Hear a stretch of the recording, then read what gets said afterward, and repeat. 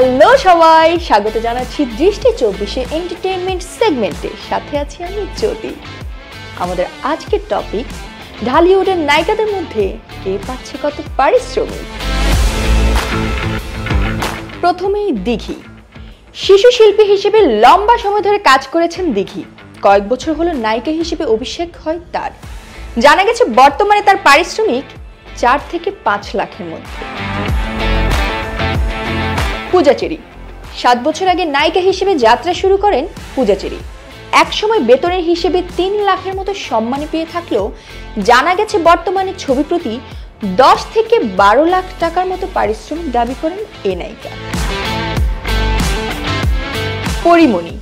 সময়ের আলোচিত নায়িকা পরিমণি প্রথম সিনেমার জন্য সম্মানী পেয়েছিলেন 3 লাখের মতো, কিন্তু সময়ের সাথে সাথে তার জনপ্রিয়তা বাড়তে থাকলো, যার ফলে বর্তমানে নিজের অধিকাংশ সিনেমার পারিশ্রমিক 22 লাখ এবং তারও বেশি নিয়েছেন এই নায়িকা। নুসরাত ফারিয়া।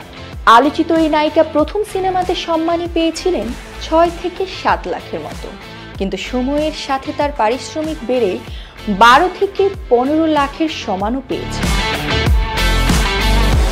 বিদ্যা সিনহা মিম। জনপ্রিয় এই নায়িকা নিজের ছবি প্রতি পারিশ্রমিক 15 লাখ টাকা এবং তারও অধিক দাবি করে থাকেন।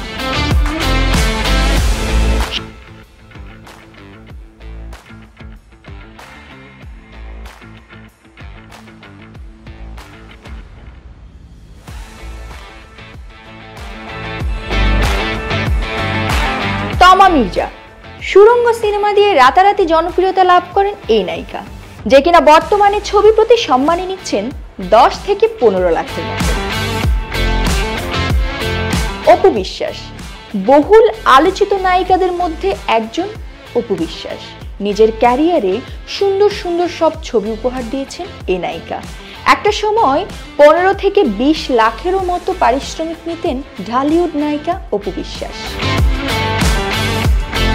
সম্প্রতি বাংলাদেশের যে নায়িকা ফিল্ম ফেয়ারে traditional queen of the year পুরস্কার পেয়েছেন, এখন বলবো তার কথা। জয়া আহসান। রূপে গুণে অভিনয়ে নজর কাড়া এই নায়িকা নিজের দেশের পাশাপাশি ওপার বাংলার সিনেমাতেও নাম লেখেন জয়া আহসান। তার পারিশ্রমিক একটা সময় 6 থেকে 10 লাখ থাকলেও বর্তমানে 15 থেকে 20 লাখ টাকারও বেশি বলে জানা যায়।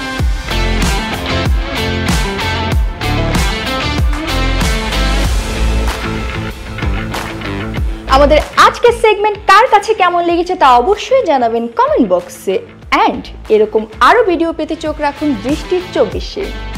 সাবস্ক্রাইব করতে ভুলবেন না কিন্তু। Bye bye.